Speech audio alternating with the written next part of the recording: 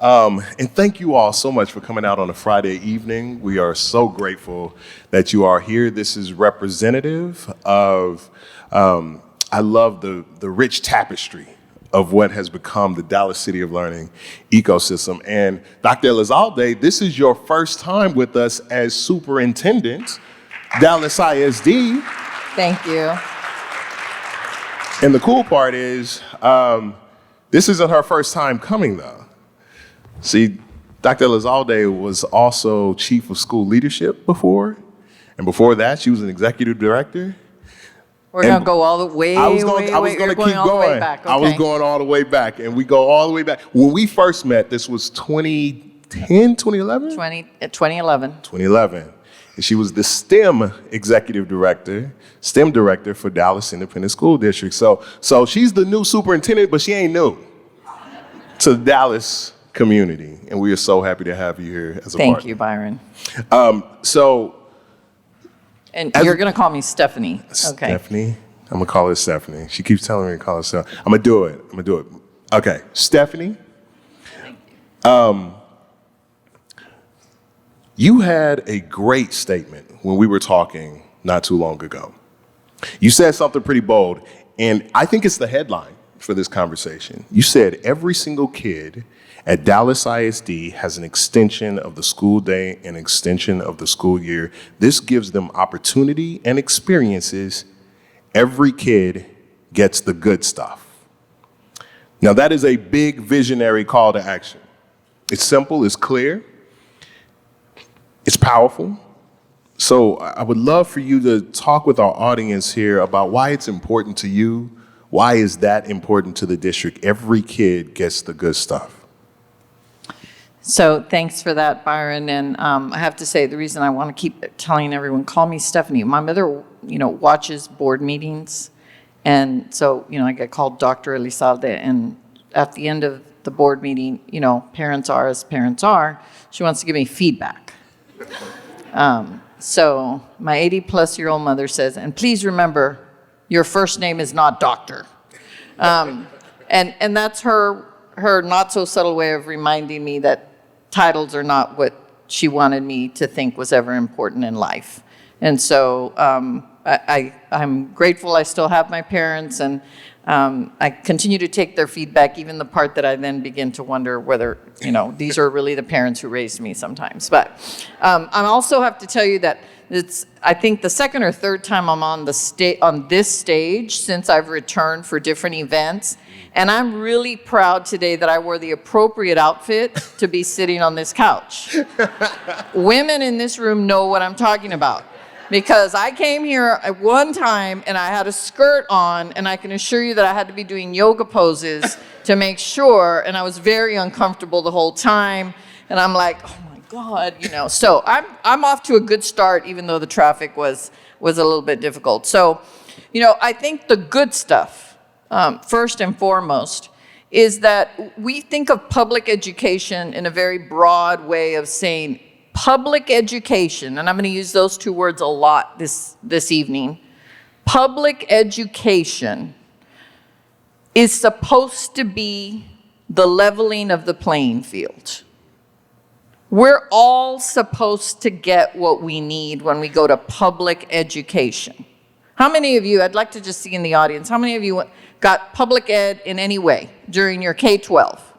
Now, don't put your arms down, hands down, look around. That's a majority of us. Okay, you can rest now. The reason I think that's important is we all got something out of public ed. And we want to make sure that that something is still available for everyone. So part of the learning, being a product of public ed, being through public ed, is that how do we define the good stuff, and are we really getting the good stuff to all the kids? And it is not possible when we recognize that inequities in our entire society have existed. You don't make an unfair system fair by making everything equal. I'm going to repeat that. You don't fix an unfair system by making everything equal. because all you do is perpetuate unfairness. So when people have a hard time when we say we have to be equitable, which is, it's become a really nicely used word, and it's really hard work. Yeah. So getting the good stuff is about practicing equity. And I'm going to use the word practicing equity on purpose because we're not going to get it right. We're not ever going to make up for the centuries and decades of inequities, racism, that have been in existence. However, that shouldn't keep us from doing everything we can to get as close to equity as possible. And so part of that is when we begin to look at, and I know you've heard me say, we don't have achievement gaps in Dallas ISD. We have experiential and opportunity gaps. That's what we have. And so getting the good stuff, just like what do we do with our time? And I think that later on in a little bit, we're going to talk about that. It's not just time. It's even, how many of you are parents out there? I'm doing my surveys around here. Okay, all right. Some of us work really long hours. We can still be really good parents because it's what do we do with the time that we have with our kids, right? The same is true with getting kids the good stuff. The reason that's so important is it's not just, well, let's just extend the school day or let's just have summer school. It's not more of the same. Yeah. It's about filling in the gaps. And those gaps are not caused because the children can't or don't have the ability. It's back to experiential and opportunities. And that's part of why I think after school, anything, I don't even like the term after school, right? That's why we started using the out of school time. Right. Is really the key to beginning to ensure that when we say public ed is the leveling of the playing field, that's really what it is. Beautiful, beautiful.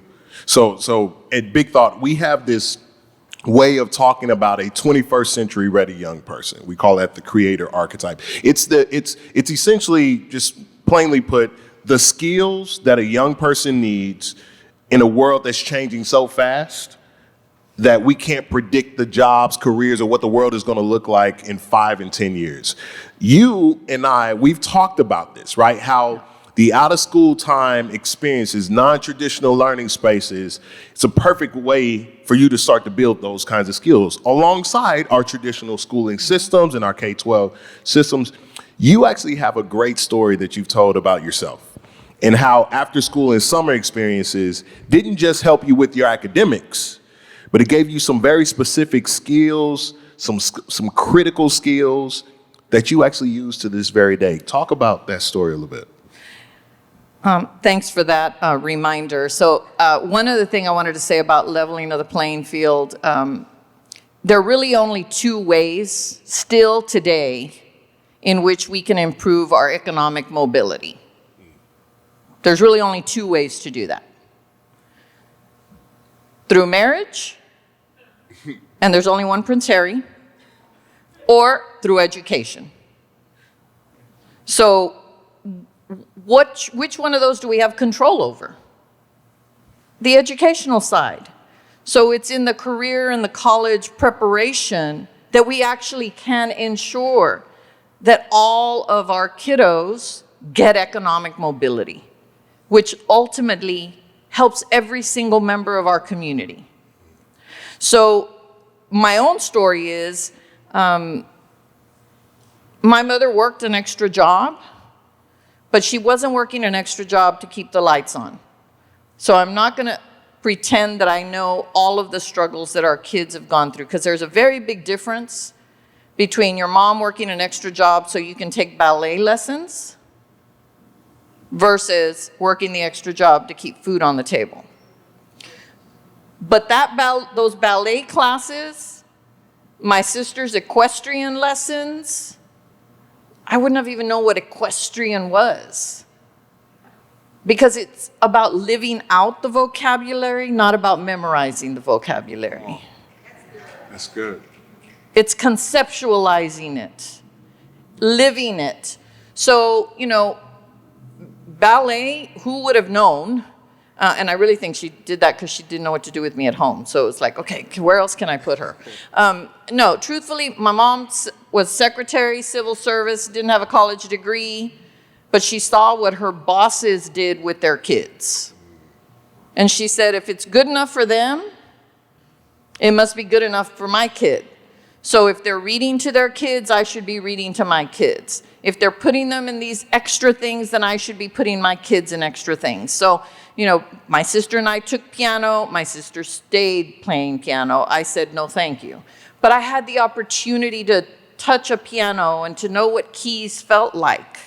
Again, it's about living out the vocabulary. Who would have known that ballet is allowing me, as I'm sitting here right now, well, first of all, it probably let me be able to sit in a way in which I could, manage. But who would know that using peripheral vision, because you're looking at spacing on a stage when you're performing, is something that I'm constantly using to see, am I reading the audience? Is there something going on over here that I should pay attention to?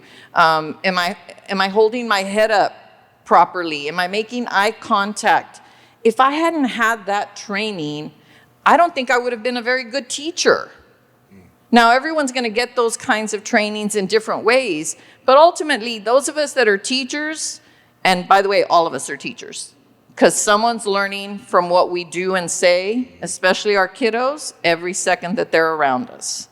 But that being said, I love teaching. Was my favorite job in the entire world. Absolutely my favorite. And I tell everyone, I was a teacher by choice, and an administrator out of economic necessity. That's why I left the classroom. I didn't leave the classroom because I really wanted to be an administrator. I left the classroom because I couldn't see myself making $500 a year more over the next 30 years. So given that, I recognize what roles and how that affects teachers, but the whole idea of being able to have studied ballet and flamenco, not only did it allow me some skill set, it also taught me back to experiences. Someone would say Tchaikovsky, well, we were dancing to that. So I was learning composers at the same time that I was learning classical ballet. I was able to know who's Baryshnikov, because my dance teacher would let us study certain dancers. So those are the opportunities or experiential gaps that our kids have that connect us to our academic world. So the academic world becomes easier. And let me rephrase that. It doesn't become easier. Our kids get better at doing hard. That's good. That's good. I have a similar life experience too. Like I was coming down from having spoke about something somewhere on somebody's stage, and the guy asked me, he said, where'd you get good at that? Did you do Toastmasters or something? I was like, actually, it was Selmore Haynes in St. John's Missionary Baptist Church when I was 9 years old in theater, because my mom had to go to work and she needed somewhere to place me, and it was free, but that was a skill that I have leveraged for the rest of my life. And you think about all of the different ways and places and spaces where people build that, whether it's ballet or theater or football or Odyssey of the Mind, now Destination Imagination. Anybody throw back Odyssey of the Mind, people here? That's what I'm talking about. Let's go. Those are the special things that allow us to build these real skills that carry us for the rest of our lives. So we've talked about, and actually you all will see how Dallas City of Learning, in a 3-year study by the SMU Center on Research and Evaluation, showed the ecosystem, the way that we all collectively work together, so many hundreds of partners, that ecosystem can play a powerful role in stunting the summer slide. Here's what the summer slide is. Young people who grow up in communities where resources are scarce oftentimes regress 3 months over the summer.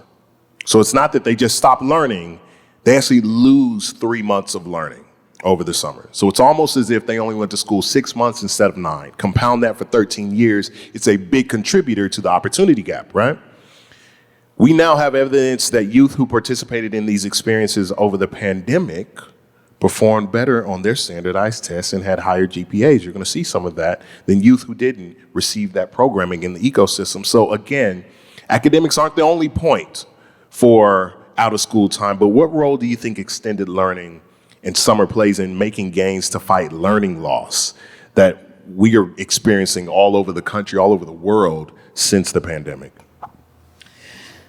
So I think one of the analogies that comes to mind when we talk about this is physical health. Because the more you're physically fit, if you endure a physical trauma, what do we know about those individuals? They recover faster, right? And so why do athletes recover so fast? Because they get great care and all that, but they're also in really good physical condition. So the role this plays is it continues to build, and we know that there are actually things happening in our kids' brains. And so it literally is about strengthening the critical thinking, which makes you able to rebound even if you have trauma, even if you have interrupted learning. It allows you to recover at a faster rate. So not only can it extend, it also allows you to rebound. Wow, that's good. Powerful. So states across the country, kind of going with that theme, they're also realizing that the youth today have experienced a trauma unlike anything anybody alive has ever seen, right? But students truly have always needed its school systems and community supports to pay attention to their social, mental, and emotional well-being. What are your thoughts around leveraging these partnerships and the school systems for social and emotional well-being? So I think the pandemic created obviously some terrible stories and huge loss for a lot of people. It also created opportunities for us to learn some things, and we should look at every single crisis as we pay respect to the loss it created. We also have a responsibility to learn from it, truly, so we don't allow those crises to just be in that moment, but what can it offer us? And so to your point, Byron, mental health has always been an issue. We just haven't always admitted that it is important. We haven't. And we continue to act as if it's separate, frankly, from physical health, and it isn't. Right. It's not a subset. It's a both and, it's not an either or. It's a yes and. We've always known, you know who our best teachers were? I bet if I ask you to think about your best teachers connected with your emotional being while you were in their classroom. How many of you can think about a teacher that really you were going through something? Because I can. And so, but nobody was telling them that's what they needed to do. So part of our design in working with you and other partners, and I want to thank all the partners that work with us, the reason it's so important is that it can't be one-offs. Because a lot of us raised our hand that we went to public ed, but not all of us raised our hand right now when I said, can you think of a teacher who connected with your emotional health? And it's not because they didn't know how to, it's not that they didn't want to, it's that we had not provided that kind of support for teachers, for principals, for other support team members. And so this whole partnership is about ensuring, remember we started off, we want all kids to get the good stuff. I want every kid to get the good stuff, including access to mental, social, emotional support. How do we do that? We have to create systems. We work through our adults. We work through our team members to make that happen. So we have to meet the needs of our team so that they are able to meet the needs of our kiddos, of our scholars. So part of this is ensuring that we're increasing access, first and foremost. And I think we also have to change just the way in which we talk about mental health. Nobody blames anyone because they broke their arm and they need to go put a cast on it and it has to heal for 6 weeks. But if someone is expressing a need for mental support, there's still this kind of stigma, right? And so I think increasing access and changing the way in which we talk about it, I think you bringing that up right now is another step forward, huge, that all of us then can carry forward. The professional development that our team needs. They can't reach our kids if we don't give them the tools necessary to do that. We need to continue to increase our partnerships, not decrease, but increase. Because if we as school people think we can do this all by ourselves, then we really need to rethink our roles. There's also a role, I think, for even technology and innovation in mental health. Students right now in Dallas ISD can even do a self-report. Hey, I'm not feeling well. I'm not feeling like myself. And being able to have a way in which you could, connect with someone electronically so that then we can get you support, I think is something we need to continue. We're piloting that right now. We want to continue to expand that. And then at the end of the day, while we need partners and we need funding, we also know we have to prioritize clinicians, and we have to be able to have a continuum of services. And I think in a minute, you'll hear a little bit from me. Actually, I'll just discuss it now. You start with like a basic, it's almost like what's a basic nutritional foundation? What's good food? So everybody should have good food, whether that's 3 meals a day. I should have a breakfast, a lunch, and a dinner. Well, our kids should be able to be greeted by 3 specific processes. Every kid should. And that would be, you first end up getting a warm greeting. That should be the first thing that should happen. And sometimes as an adult, as a teacher, I have to tell you, I hadn't received any training with this. I didn't realize how my mood affected my kids. And once I did, then I was like, oh my gosh. Because the last thing our teachers are trying to do, the last thing our team members are trying to do is to harm kids. They're trying to help. But if we don't recognize what needs they have, these could be those unintended consequences.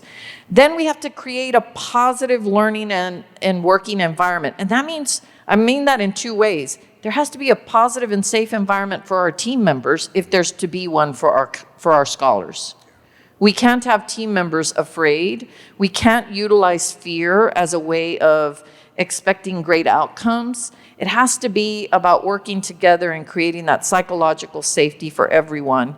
And which is really SEL or social emotional learning as we operate, not as a separate entity. Because none of us go around saying, hey, I'm going to interact with Byron on this content, and then I'm going to be nice to him later.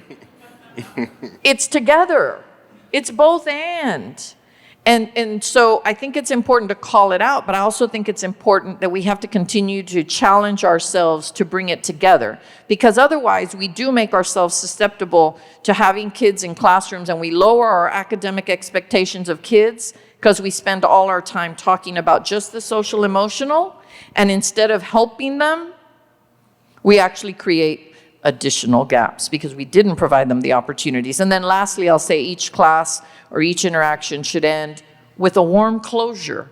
So I should be welcomed, I should have positive environment, and I should leave feeling like I learned something, I feel good about who I am, and I'm ready for the next task, the next day, the next class. Love it, love it. I hope y'all were writing that down. Had all of that.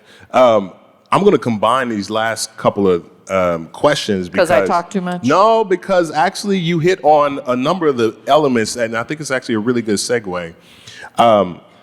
If anybody has spent a little bit of time with you, they've heard the word equity, just a smidge, right? A little bit. You've already talked about it today and how important it is. So I want to kind of, through the lens of equity, we know skills building is vital for a young person's readiness, right? their today readiness and their future readiness. The reality is the world is changing so fast. There's studies that say anywhere between 65% to 80% of the jobs that will be available for today's third grader don't exist yet. It doesn't even have a name. It's changing that fast. So skills building really, really matters. Sure does.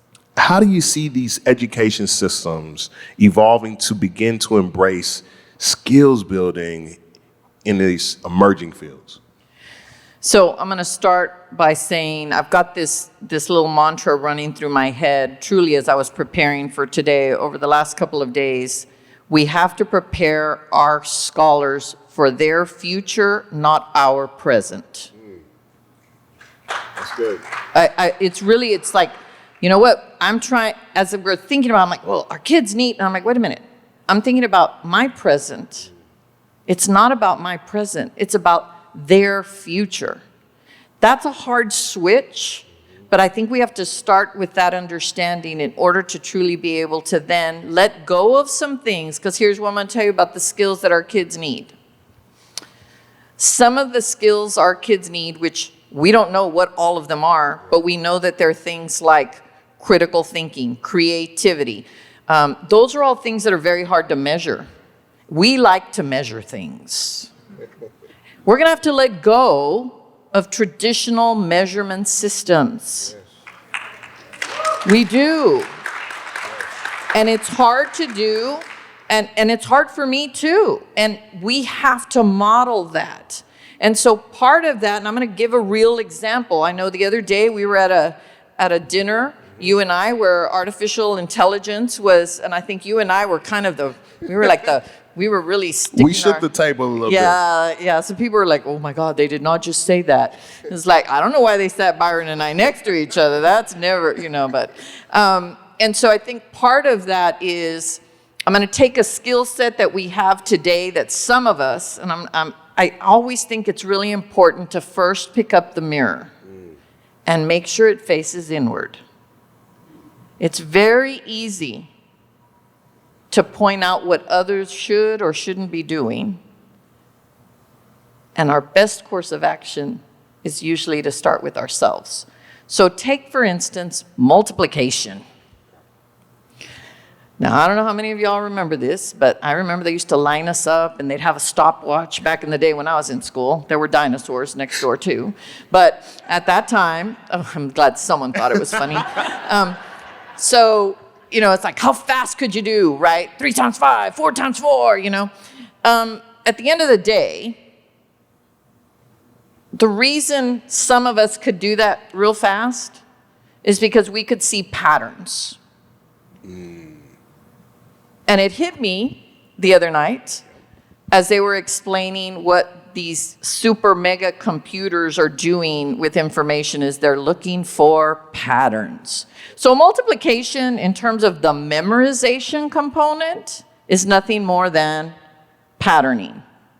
Now the conceptual development of that is probably nice to understand, but once the calculator was invented, do I really need to be able to recite my multiplication tables in under 60 seconds? Is that a skill set that our kids need? But we have some folks like me that sometimes have a hard time with, I think it's really important. Why?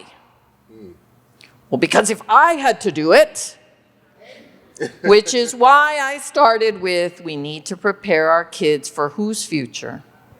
Theirs, not our present, and definitely not our past. And so we've moved beyond even the calculator. We've got graphing calculators in our schools, in high school. And to this day, it's still hard for some of us. I'm not going to use that graphing calculator until the second semester. Why? And I'll tell you why it's important. Because that's time that we're making kids spend on something that they're not going to use, which means we could have been using that time to teach them something they do need. Yeah, come on. It is hard. Change is hard. All change, even good change, all change requires loss. So we need to be a safety net, because my closing visual is we've got technology and new skill sets and creativity, because what we don't want is we don't want technology to become the new content, but rather we want our kids to understand the technology and to understand its use, because along with technology positives come a lot of AI concerns. How can our kiddos in their future address those challenges if we haven't given them opportunity to get there? So we need to accelerate that, not, well, I got to teach this and this and this before we get there. And once again, that is part of that out of school time where we can make things relevant and meaningful, not in isolation, which allows kids to be more engaged. And it's difficult. But at the end of the day, here's technology and AI. If you can kind of, in your mind's eye, picture a trapeze stand or platform. Picture two of them. And picture a trapeze bar that is swinging between the two. And we're standing on this trapeze platform, and we're swinging. And we've got to get to that other trapeze platform. Here comes another bar. It's swinging. What do we have to do to get to the other side? We've got to grab the other trapeze bar, but in order to do so, you got to let go of the one you're holding on to. So we've got to be a safety net, because sometimes we're going to reach for it, and guess what might happen? We might fall. So let's have a safety net so that we can get up and we can try again. But let us not waver from getting to the other side. Stephanie Elizalde, everybody. Dallas ISD Superintendent. Thank you so much for everything you're doing. Thank you for being a different kind of, new kind of leader and thinker in how we collectively work together toward preparing these young people with experiences and opportunity. Grateful to you. Let's go. Let's thank Byron for all of his unwavering work and supporting all of the work that we do.